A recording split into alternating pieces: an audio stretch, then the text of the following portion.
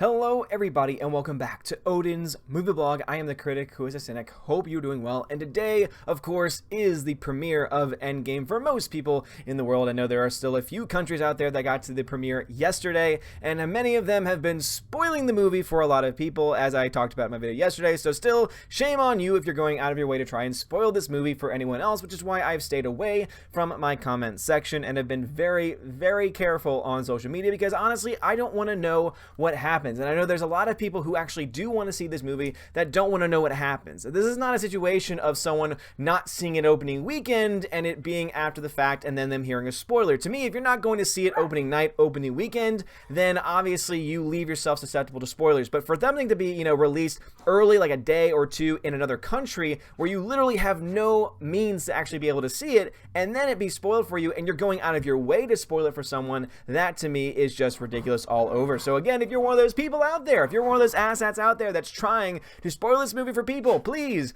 stop. And if you're one of my subscribers and you are watching this video, please know I will never spoil things in the videos for you unless I give you a fair spoiler warning. My hounds are behind me and they are not very happy with people spoiling everything, but please be careful because I cannot control the comment section since I myself do not know what happens in the movie. Once I see the movie, then I can be a little bit more apt to be able to control comments, to be able to control various things. Tina, who knows a lot about what the movie's going on, and Steph, who both know a little bit about what's going on because they themselves don't really plan to see it right away. They have some idea of what's already going to happen in the movie, and so they're trying their very best to, report people who are putting in spam, who are putting in these types of comments, but obviously they can only do so much, and I really wish I could go in and delete them, but as I said before, that would require me to actually read them, and that is something that I personally don't want to do because I want to go in blind. I want to be able to experience this film completely blind to give you my completely unbiased opinion about it. Now, of course, there are going to be certain things that I'm going to know. There obviously are certain characters or certain plot points that I do have an idea about.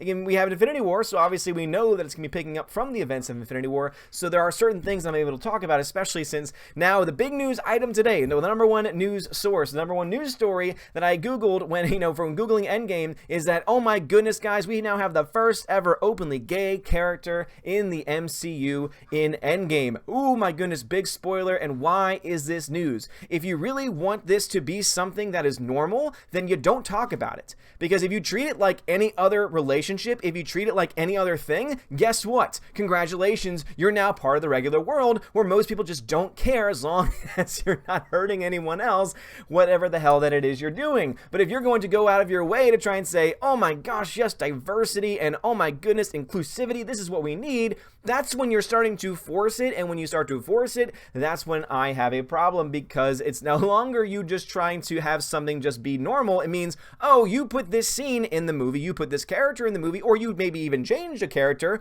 like we're hearing about them trying to change a character for the Eternals to try and hit your political points, to try and check off your little political woke list and say, who do we need represented on screen? Oh, right, wait, so we need these many of this race, we need these many of this sexual orientation, and when you start to do that, when you start to work that way, it's just not good. That's why I defended, back when the movie Us came out. That's why I actually went out of my way, like many others who did not do this, and went out of my way to defend Jordan Peele, who said, oh, I could never see, he said this, I could never see myself casting a white man as one of my lead actors. And I said to myself, okay, fine.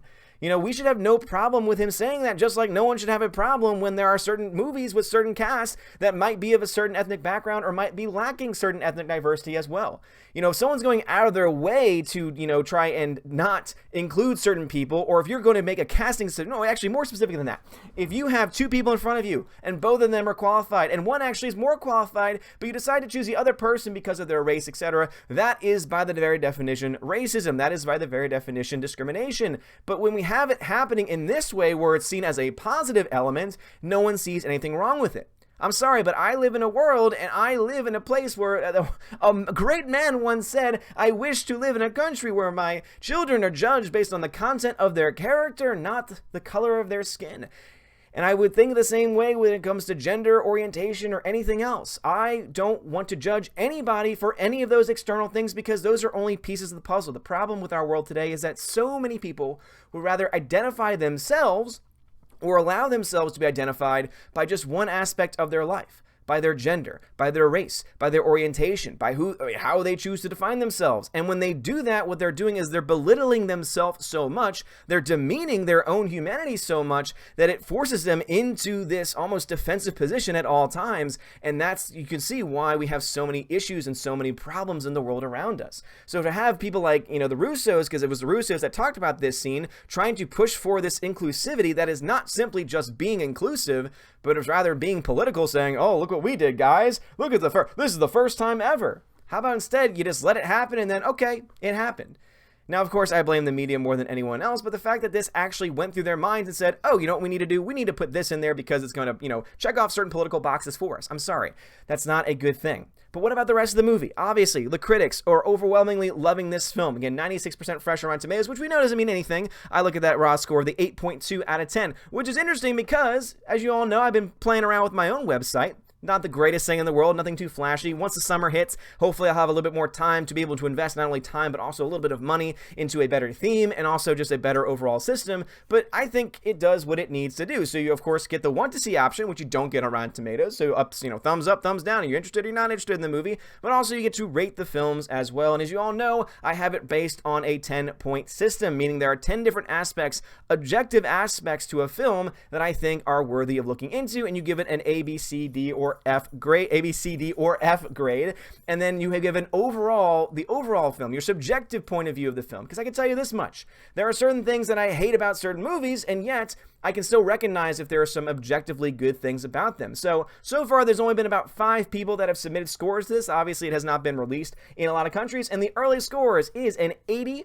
for the objective score, a 75 for the subjective score, meaning that the overall average is around a 77.5, meaning that objectively speaking, it is actually pretty damn good. 80% here would be in the B range of the scale that I have. 75 for the subjective score would be, still also in that range, but it is obviously seeing a film that is not perfect. And I think that's something that's important for us to go into this film, knowing this film is not going to be perfect. There are going to be things that we love. There's going to be things that we maybe don't love. And for me, as long as the Russos are able to deliver something that is at least similar to Infinity War as far as scope, storytelling, character building, and have a good ending, it doesn't matter if it's the ending that I necessarily want, but as long as it's an ending that at least makes some freaking sense, you know what? I will be okay with that. And of course, I hope that it's not woke. And as I mentioned before, I do have some people that have seen this film. They're the ones that filled out that score, who told me, don't worry, guys, Brie Larson does not ruin the film, so that's great to hear. Also, Captain Marvel does not ruin the film. Thank God for that. They didn't tell me how or why. They didn't give me any specifics. They just in general terms, because the general question I asked them was, does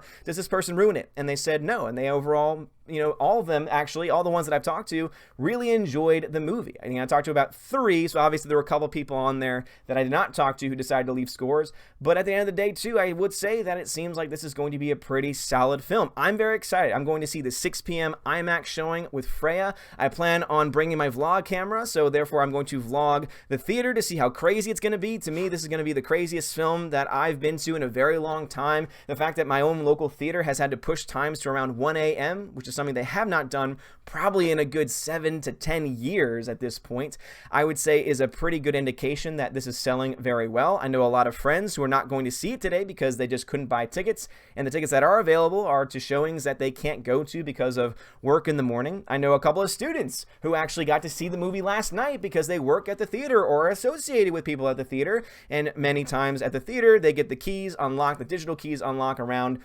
last night apparently 2:15 in the morning where I am, those keys unlocked, and that is when they decided to have a employee screening. So to say that I'm a little upset that I wasn't able to find out about that is one thing, but I would not have been able to go because a 3-hour movie at 2:15 in the morning, I fall asleep just in general when it comes to movies, so probably would not have been a good idea for me. But what are y'all's thoughts about this? This is indeed the last video, pre-Endgame that I'm going to be making. So maybe following that, I'm going to be following maybe to see, maybe try and get a couple people's interactions. I'll be with Freya, so I don't know if I'll be able to do full-out interviews, but maybe I'll be like, hey, how was your rating? If you had to give it, on a grading scale, what would you give it? Maybe get some of that for the channel, but of course that will all be posted to the Welcome to Asgard channel, just because obviously the algorithm on YouTube sucks. So I still want to post it for you guys, but it'll probably be posted over there, and I'll do, maybe 4K 60 FPS glory and beauty. But seriously, are you going to see this tonight? Please let me know. I again will check the comments to this video just like yesterday's once I see the movie tonight. My plan is once I get home, I will record a spoiler-free review. Of course, I'll have probably my instant vlog reactions, but I'm going to do an actual official video for this, the Odin's movie blog channel, of my unbiased, or as unbiased as I can. I like to always try and say of myself that I can be objective and subjective. That's why I've created this new scoring scheme, because I know there are certain things that if I were to look down and say, you know what, the movie, had great editing, like this is how I normally have it. So again, you have acting, editing, cinematography, screenwriting, directing, score, or soundtrack, obviously one or the two, and they usually go together. Visual effects, costume, hair, makeup, just because it just makes more sense to have those types of things all put into one category. Sound design, production design. I have it 10 because it just works out better mathematically, but also I think these are the 10 most important aspects to an objective look at a film. I've had a lot of people try and say, what about this category? What about this? And immediately I think to myself, no, the reason why that doesn't work is because that is more of a subjective line of thinking. These are much more objective, they're much more broad, and for that very reason. Acting is very broad because it's not just how one actor does, it's how the entire cast works together. So if one bad performance is there, guess what? The rest of the cast is going to be able to push that up. So that's why there's an objective score. But let's say you hate a film, guess what? This is where you can let your voice be heard, because you can give it a 1, give it an F, you can give it a D, you can give it a C, B, or A. Now, I wish that I could do the points and the 0.5s and all that kind of stuff, but for right now, with the system I have, that's not possible. But as I said, new things coming in the future, we really like to do that. But if you would like to fill out your very own ballot, please just let me know on Twitter, or also just go to my website, ombreviews.home.blog. Go over to the movies in release, where Avengers Endgame is indeed live, and leave your thoughts. Again, put a thumbs up, thumbs down, whether you want to see the movie or not. The scores are now live, so right now over there, 5 people have voted. Now it's got a 4 out of 5 star rating. But if you want to give a more detailed rating, then go and click right in here. I don't know why I said it that way, and you'll see there are several different things that are open right now. These are all different ways that you can vote. I know it looks crazy, but just, with everything that I'm working with right now, this is all I can do, but there are several other films that you can vote on as well. But Avengers Endgame is live. Once you do, you can submit it, and you can go back to this page and edit it after the fact if maybe you change your mind down the road. That was something that I know a lot of people had been asking for. At this point in time, unfortunately, I cannot create any type of system where you have, a login or things like that. If anyone knows how to work that with WordPress, please let me know, but that's pretty much where I'll be going in the future when it comes to this coming summer. But let me know. Sorry, enough about the self-publication and self-promotion. What are y'all guys' thoughts? Are you excited for Endgame? Are you seeing Endgame tonight? As I said, 6 p.m. IMAX showing. Very excited. My final predictions for the box office is going to be a gigantic, record-breaking Thursday night. I think that tonight we're going to break records, and I would say that for the overall weekend total, I would say $950 million. My final prediction is $950 million. Now, I think the range is still $850 to $1 billion, but I think it's going to make $950 this weekend at both domestic and foreign box office. I think this film is going to get very close to $2 billion by next weekend. I think sometime this week it'll cross the $1.5 billion range, and I think by next weekend we'll get close to $2 billion. And if it does that, if it gets to 1.5 to maybe 1.8 billion by next weekend, I would say that not only is $2 billion a guarantee, but also Avatar might finally need to be able to run for its money, because it's gonna be crazy. But anyway, guys, are you excited for this movie? I know that many of you are burnt out on the MCU with all of the nonsense that they're doing. Phase 4 is, and honestly, all honesty, I think gonna be phase woke, because the movies that we have confirmed are things like Black Widow, which I really wanted to see, but if the current people running things are going to try and do the same thing with Black Widow that they did with Captain Marvel, that's not going to be good. You have other characters being brought in that are being brought in for the mere sake of having representation on screen. Like, for example, the Eternals, the main point there is to have one of them be, one of them to be gay, even though they're not gay in the comics. So, I don't know. Something doesn't really sound good about Phase 4. This is the last real movie that we're going to have to look forward to, and even this one's not going to be totally perfect, but I am still excited, so I can't wait to hear and read all of your comments. I will, of course, leave a pinned comment at the very top, just in case you want to put some information that I'll probably have more direct access to. But as I said, I'm going pretty much silent on social media and also in the comment sections because of this. Please also do not spoil this movie for people that have not seen it. I will do a spoiler video. I will do a spoiler stream at some point as well, and therefore anyone who knows can say, okay, I'll just stay away from this stream because I know spoilers will be talked about. But tonight, as I said, I'll be vlogging the experience. I'll try and get that footage up tonight if I can. At the very least, though, there will be a dedicated spoiler-free review for the movie. You get to give me my honest thoughts on everything. and how I'm going to probably grade it from an objective and subjective standpoint, because that is just what I try to do here on the channel, to be honest with you guys, not to shill, and just to give you guys everything that you need to know. So anyway, guys, thank you so much for watching this video. I know that it's a little bit long. I know that I went a little bit of a rant, but still, lots of things going on. One of the biggest events in cinematic history, possibly the biggest box office, success of all time. Potentially, I think that this could easily, leave a lot of records in the dust. And overall, I'm excited. I'm also sad, because this very well could be the end of the MCU as we know it, and before things go fully woke. However, this also is still something to be excited about, because this is 11 years in the making. I remember sitting back in a theater back in 2008 with my friends, seeing Iron Man for the first time, seeing the Hulk for the first time, and then eventually we just got more and more, and there have been some good ones, there have been some really bad ones too. However, it's been really cool and fun to live up to this moment. Who's gonna live? Who's gonna die? How's it gonna end? We don't know. Some people do, but as of this right now, as of this channel, and as of this YouTuber, not quite yet. And I'm, of course, going to be repping my Deadpool shirt, because guess what? Even though Disney now finally owns the Deadpool rights, I'm really hoping that Deadpool plays a role in the MCU at some point, because good lord, that would be probably one of the best cameo appearances ever. If you don't have Stan Lee anymore, God rest his soul. Again, Stan Lee, really hope that they don't totally ruin all the concepts you've created. But Deadpool, I think, would be an excellent replacement, because let's just be honest, who doesn't love them some Deadpool? Anyway, guys, thank you so much for watching. If you like this video, smash the like button, give me a thumbs up, give me a subscribe. You're all amazing and beautiful people. Cannot wait to get back with you guys with everything that I saw and everything that I know and everything that I see in both a non-spoiler and spoiler video in the next couple of days. Thank you so much for watching this stream, everybody. We have a also tomorrow, a couple of things going on. We've got our second edition of the League of Nations, which is going to be over on the Hey Viv YouTube channel, starting around 5 p.m. Central Standard Time. So please stay tuned for that. I'll put all that stuff, information on Twitter and such. But also, too, I will be joining Gary over on their Nerdrotic channel for their Friday Night Tights stream. Very excited for that. Gary is awesome, so I can't wait to talk some Endgame with him. We might go into spoilers, we might not, but that is, again, the streaming schedule going forward. If I'm able to do a stream between now and then, I will try the very best to do so. If not, Saturday night, 6 p.m. Central Standard Time, we will have a stream here, and it is going to be on DLive, Twitch, and all the other places. So anyway, guys, thank you so much for watching, putting up with me and all of my nonsense and all of my ADD, and seriously, you guys are amazing, and oh man, we're only a couple hours away for me, so I'm very excited.